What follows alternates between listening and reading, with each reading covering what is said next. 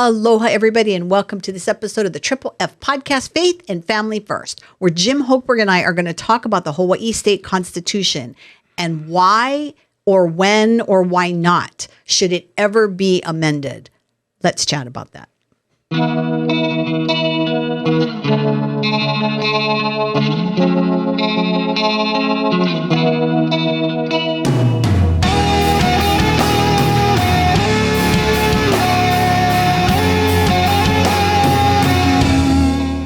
Hello, Jim. Hey. I love that we're going to talk about the Constitution today because A, I know that you're going to get really excited and passionate about that.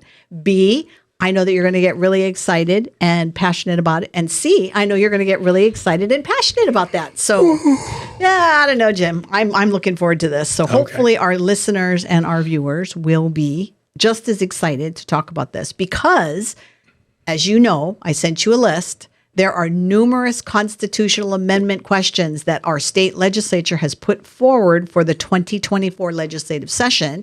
And so it would be very helpful for people to understand the Hawaii State Constitution, because that's a big part of who we are and how we do business here in the state of Hawaii.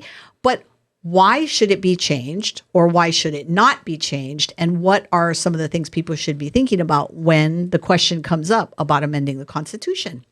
Well, and we've done a lot of shows around election time when there are particular questions on the ballot. We explain the question, but we also have a generalized sort of lesson that focuses more on why should the Constitution even be amended? Should it or not? How do we read these provisions and then decide to vote yes, no, or nothing, right? So we got to do a little bit of that today, too. We do. And in fact, I remember one of the early memories I have of you, and this was way back in the mid-90s. I was doing one of my first workshops, and I remember I made the comment that the Constitution is a living, breathing document. You never said that. I did. When? I did in my early days. Oh, that's when you worked for the ACLU. No, it's because at that time, just my own education and my own experience, I didn't know then what I know now. And I truly believed that the Constitution was a working document that and in a sense it is, that the people of this great country do have the opportunity to amend the Constitution if it needed to be amended. So I think in my passion and in my zeal back then, I was like, yes, this is citizen participation at its finest. And you said you raised your hand and you said, it is not. Where were we? We were at some, it was at a church. I don't remember what church it was. So like I was in the crowd? Yes, you were in the crowd. And I heckled you from the crowd. Nice. You did. And so I remember thinking, wow, this guy. But, fast forward to today, and I'm thinking, wouldn't it be great if there were more and more conversations like that, though? That if there's somebody that's putting something forth at some event, that somebody from the crowd, and you did it in a reasonable way, you didn't, call me an idiot or try to make it into a fight. You engaged, and it made me engage, and it made me do a lot more research. So, let me just put that in context. Not that event, because I have no recollection of that event, but that very effective talking point that the liberals back in the 90s had coined for letting the Supreme Court amend the Constitution through cases. It's a living, breathing document. That's where that came from. Yes. And amending it through the amendment process, which is Article 5, that's not a living, breathing document. That's a document from history that has an amendment process that, if utilized properly, it's still the Constitution. We've got 27 amendments or whatever. So, yeah. Yeah, and I love that. And again, my point is that we need to start having more civil dialogue because, as you can see, and I'm sure that most of our listeners and viewers will agree, that people are getting more and more angry now as they're participating in whether it's the election process or whether it's the legislative process, because people are feeling like they're not being heard.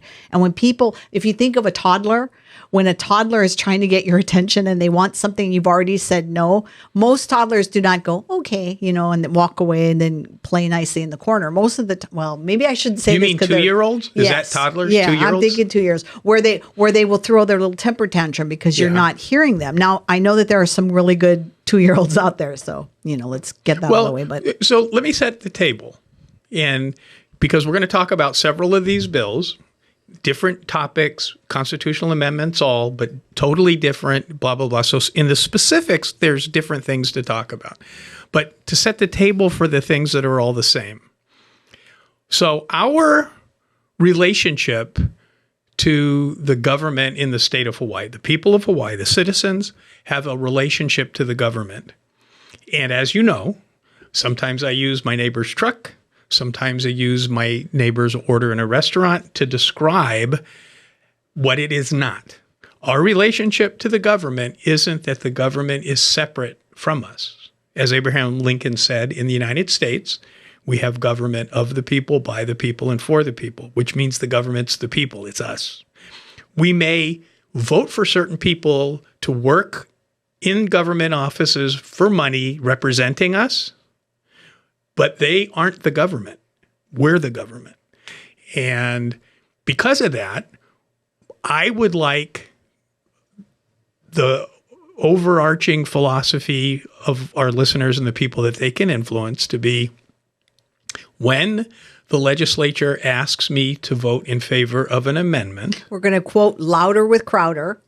No. We're going to change my mind. What I'm saying is realize that when the Constitution gets amended, whatever that subject matter is, we no longer have control over. We can't change it by changing the legislative people. It's in the Constitution. So if I vote in favor of an amendment, I'm voting in favor of diminishing my own political power on that issue. Maybe it's a good idea. Maybe it's not a good idea, but I think that's the first place to start in contemplating amendments. Well, I like looking at it the way that you do when we're talking about things that are going to change our city council stuff. You always do this thing where change my mind, right? Change my mind. I think that it works. On the specifics, that is what I do. Yeah. And so I think I love that, because I think that if you start from that premise that we have our Constitution in front of us, whether it's the Hawaii State Constitution or the U.S. Constitution. Well, we're only talking about the state, because the legislature can't amend the federal Constitution. Right. That would be a whole different process, Correct. which you had mentioned earlier. But if we have our Constitution in front of us and anybody wants to change that Constitution, then they should be able to give you exactly why they feel that, as you mentioned, that it should be something reflective in our Constitution. Why do we have a constitutional right to this? Well, and remember, so there's a big difference between the U.S. Constitution and state constitutions, generally speaking. Obviously, every state constitution is written at a different time when they became a state. Language is different, stuff is different. But the federal Constitution, by design, is a constitution that creates the power of the federal government. And if you read the Constitution of the United States, it says any power not expressly stated here is reserved to the states or to the people, not the federal government. State constitutions are kind of the opposite, where you can put anything in because of this generalized police power, the general welfare of the community. So they're different in that way. But, well, let's just start with looking at what does the state of Hawaii Constitution say about our relationship to the government? Okay. Because I don't want to just tell you, oh, you are the government. I'm going to give you the source. Where does that come from? Don't believe Jim, believe the Constitution. And here's what it says. It's like every good pastor will tell you what Scripture says, but then he or she will say, but go read it. And they do. Yeah. And as Christians, that is our responsibility to double check. So the Constitution of the state of Hawaii is divided into several articles. The articles are divided into sections. And so we're going to start at Article 1, Section 1, because it's the first one. And guess what it says? Article 1, Section 1, and if you've heard the show before, you can move your lips with this because I've said it a million times. Yep. All political power of this state, that means the government, all political power is inherent in the people Inherent means it's automatic. If you're a breathing person, a citizen in this state, you have all the political power. But then it goes on to say, and the responsibility for the exercise thereof rests with the people. So all political power in the state is inherent with the people, and the people have the responsibility to exercise it. If you're telling yourself the government's not you, you're not exercising the authority that is required for you to maintain being the government. And then the last sentence is, all government in the state of Hawaii, all government, the judiciary, administrative, executive branch, mayor, city council, the legislature, police department, fire, all of it. All government is founded on this authority. What authority? Our individual authority of having all the political power and exercising responsibility for it. That's really important when you're talking about, do I want to amend the Constitution? Because typically, when the legislature proposes to us an amendment, they're trying to take away our power.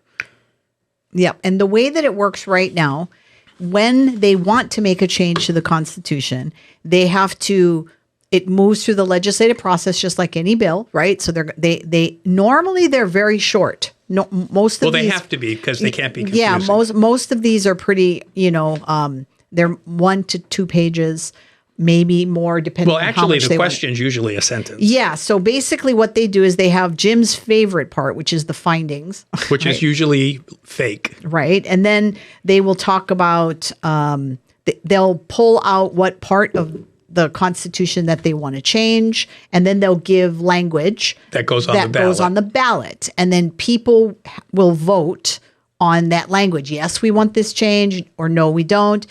And up until now, our laws are that if you leave it blank, it's counted as a no vote. Correct. And so if the no's and the blanks outweigh the yeses, then it does not pass.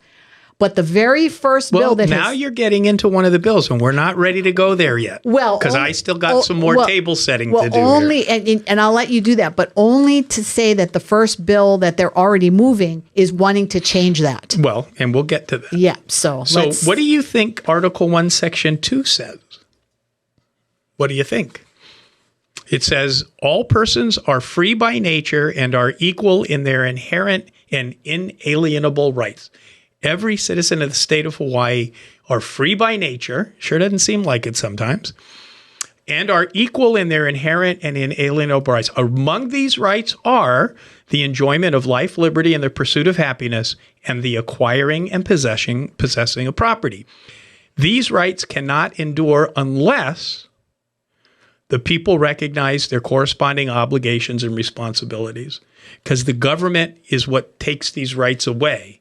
If you're the government and you're being responsible for the government won't take your rights away.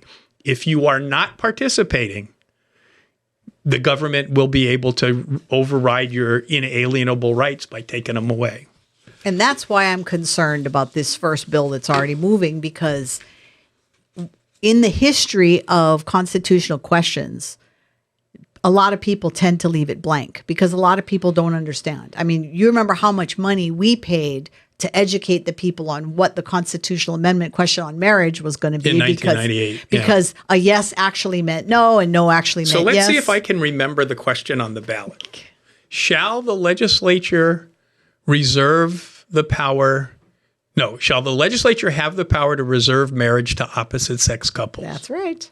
If you voted yes, that meant they could grant same-sex marriage. And if you voted no, that would mean they could grant same-sex marriage. But people were looking at it that the legislature wants to pass same-sex marriage. No, right? So anyway, if you look historically at the constitutional amendment questions, you'll see that most of the time there are a lot of blanks because people don't understand. And so if they change the way we're doing business today, it means that a yes and a no vote is going to be whatever the outright winning is going to be. And I am personally fearful that there are going to be things that are going to pass because people are going to leave it blank. And then the ones that vote yes will understand what they're voting for, and the people that vote no will understand. But if the majority are leaving it blank, that's concerning to me. That, anyway, it's already So moving. let's go ahead and get into these. Yeah. So, which one you want to do first? So let's talk about that one first, because that will change how we do business. That's the voting one. Yes. And so it's Senate Bill 2138. And just for the record, in case anybody is watching or listening, Hawaii Family Forum does not have a position on this bill one way or another. We're only providing information right now. This is Senate Bill 2138 relating to elections. And they start off in their findings that the legislature finds that votes for questions on ballots for the ratification of constitutional amendments that are left blank, crossed out, or otherwise defaced are counted in the negative, which may lead to a result that was not intended by the voter. So it depends on what the presumption is. And what that reveals is that the authors of this bill presume that if they propose, and it's Carl, if they propose an amendment, they presume you're going to be in favor, not that you're going to be opposed. Because in order for them not to want the mistake to be made towards opposition, they're assuming you wouldn't be opposed. Yeah, and that's Carl Rhodes to a T. Well, I'm confused because I have sat on a jury a couple of times in my life, and this idea of intent, how to prove intent, gives lawyers much work. That's what defense lawyers focus on. Right, is intent. So how do they know that by someone leaving it blank, it's resulting in something that was not intended by the voter? This is an attempt to manipulate the vote on constitutional amendments. That's all it is. So then we get to, why should we amend the Constitution to require this? Because if we look at the bill itself, this is pointing out that the statutes have a description of how you're supposed to count votes. And that's HRS, Hawaii Revised Statute, Section 11-151, vote count. It's right here in the bill. So why are they amending the Constitution in order to change a statute? That's the first thing you got to recognize. Right. Wait a minute. You want to amend the Constitution, but you're changing a statute. Why? And if they can't answer you, vote no. That's my general rule. This is the Steven Crowder thing, or the whatever his name right, is. Because change my mind. I always start with no. Right. Change my mind. And I love that, because in the added language that they want to add to the statute, they want to add a new section B that says, quote, each vote cast in ratification of a constitutional amendment shall be counted in the negative only if the ballot properly indicates that the vote was in the negative. No other indication on the ballot, including but not limited to a blank or cross-off, shall be counted as the negative. So this bill actually is not a proposed constitutional amendment. It's a proposed statutory change that will change the way we count the votes on constitutional amendments. Correct. So this can go into effect July 1st. Right, and that's what it says. It says where the last line of it says that it shall take effect upon passage, I believe. So then that's even earlier, upon approval. Yeah. Okay, so I was wrong. This is not a constitutional amendment bill, but the question still should be, why do we want to make mistakes in our votes, or our intended passing on a ballot question, not voting on purpose, like I vote for governor, I vote for lieutenant governor, I vote for mayor, and then when I get to this question, I don't want to vote on it. Well, I leave it blank because I've known that means no. And if I haven't put the time in to study it and know what it is, I don't want to vote yes. Maybe I don't want to vote no because I haven't studied, so I leave it blank because it equals no. Why do I want to change this? But I don't have nothing to say about this. This is legislative change. They can do this. We can show up and be opposed, and they won't care. Right. But so here's my question. So say the bill passes, and they're saying that, okay, this is how we're going to deal with constitutional questions. But the Constitution must still say something about yes and no votes. No, it doesn't. It's in the statute. No, but somewhere in the Constitution, it must say something. It says how many votes to amend, but it doesn't say how you count in the Constitution. Correct. Okay, well, then that's something I think we do need to watch, because should this bill pass, right, it is going to affect what happens when a constitutional amendment question comes up. I would strongly urge that huge participation on this bill tells the legislature every time there's a hearing, we like blank votes on constitutional amendments to be counted as no votes.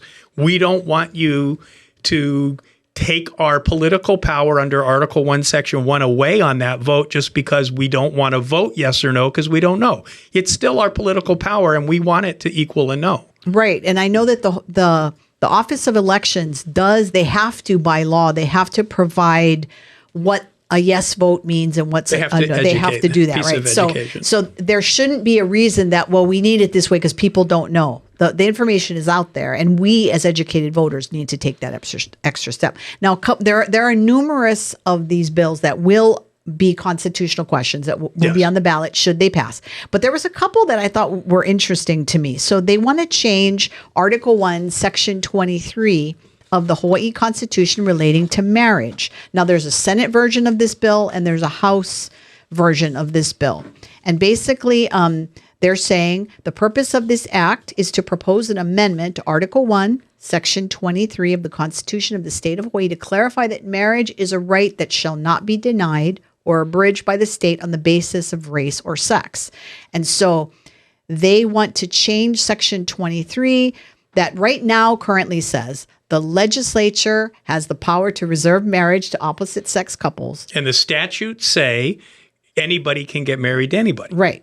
But they want to change it now to say... Well, no, they want to make the Constitution specific, not letting the legislature... See, here's the thing.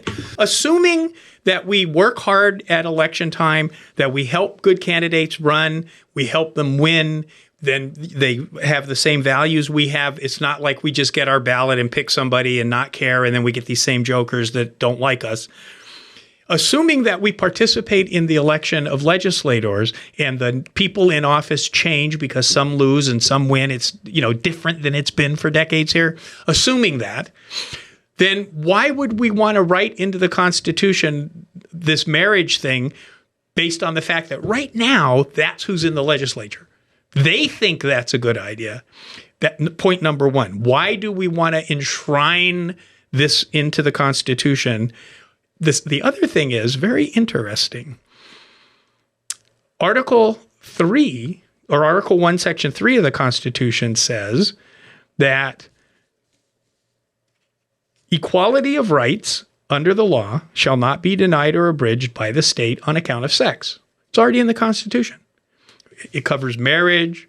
It covers getting loans from banks. It covers buying a house. It covers being in a job. The Hawaii Constitution, Article 1, Section 3, already says all of your equal rights cannot be denied or abridged by the state on account of sex. Any license they want to give, they can't keep it from you on the basis of sex. So on the basis of sex, don't need it. On the basis of race, it has been such a long time, it's not needed. Yeah. Now, due process. This is very interesting. Article 1, Section 5 of the state constitution. No person shall be discriminated against in the exercise of their right to life, liberty, or property because of race, religion, sex, or ancestry. It's already there. So in Jim Hochberg's mind, and probably many of our listeners and viewers, this is an unnecessary change to the Constitution. In case this does pass, the question that's going to end up on the ballot is, and so voters will have to say yes or no, and depending on that other bill passing, they're going to say yes or no. Shall the state constitution be amended to clarify that the right to marriage shall not be denied or abridged by the state on the basis of race or sex? And according to Jim Hochberg and his... Well, my feeling is, well, of course it shouldn't be. Right. And most people are going to agree. So this will that's no reason to vote yes to amend the Constitution. So I'm going to put on my little hat now, and I'll bet you this is going to pass handily. I bet you it's going to pass too. And unfortunately, let's have a smoke-filled scene where it's like a dream. And then we're in this dream, and like somebody nationally that's super conservative wins the presidency and has such an outstanding 4 years as president, it even trickles down into Hawaii politics that we want conservatives in our elected offices. So in this dream, we actually elect conservative majority of the House and Senate in Hawaii. we've put something in the Constitution that isn't necessary, but it's there. And I don't think anybody would want to change this issue. But the point is why it's not needed. It's already covered. And if you load your Constitution up with all these specific things, you're just giving away your political power and tying your hands behind your back. And the funny thing, as we all know, now, if you work in a funeral parlor and you get fired because you were the salesman of the caskets, but then you decided to become a woman, that change of dressing like a man and acting like a man and dressing like a woman, acting like a woman is, according to the U.S. Supreme Court, discrimination on the basis of sex. So when you say on the basis of sex, it means things that nobody ever thought. And that was going to be my point, is that a lot of times people don't realize these innocuous sounding language can be far reaching problematically. And I think we really need to be aware of that. Now, speaking of dream sequence, let's walk down the road of Cheech and Chong, because one of the constitutional amendment questions that are coming or out there, and this is HB 2037, is proposing an amendment to Article 9 of the Constitution of the State of Hawaii relating to recreational cannabis. And the authors of this bill feels like that an individual in the state who is at least 21 may possess and use cannabis, provided that the legislature shall have the power to regulate, et cetera, et cetera. So we have 1:43. I have absolutely no opinion. It is stupid. Well, my point is that as these bills start moving through the legislative process, we want people to be aware of them. And so we will continue to have shows like this where we just talk about bills. Some of these bills may not move at all. Right? So right now we're just kind of throwing out there. But the point of today's show is to be very aware of changes to Hawaii's state constitution and what that may mean down the road. And one of the bills is a carryover from last year, which is the right to abortion amendment. Yes. That. Well, just real quick, I have an opinion on that.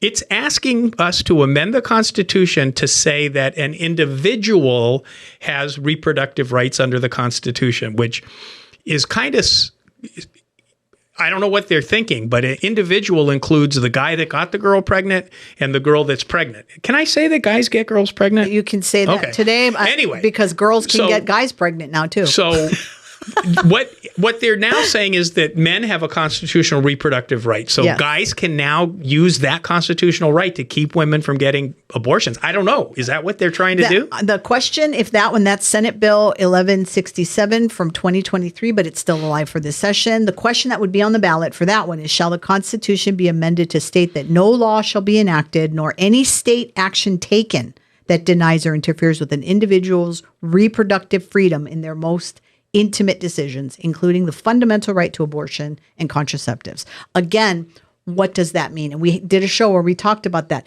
What does reproductive freedom mean? It would be up to the lawyers and the courts to decide. So we appreciate you taking the time to listen to us today and spend the day with us, or the last half hour, I should say. Make sure you like this video, share it, subscribe to this channel, and hit that notification button so you'll know every time we upload a new video. And stay tuned for next week's show, where Jim and I are going to talk about a recent Supreme Court ruling that Jim finds absolutely ridiculous. And I want you to sign up with Eva at Hawaii Family Forum for the legislative alert so that you know on an ongoing day-to-day basis, because they only give you 48 hours advance notice, what bills are being heard, where, and when. And that's hawaiifamilyforum.org. Sign up, and we'll see all of you next week. Mahalo, everybody. Aloha.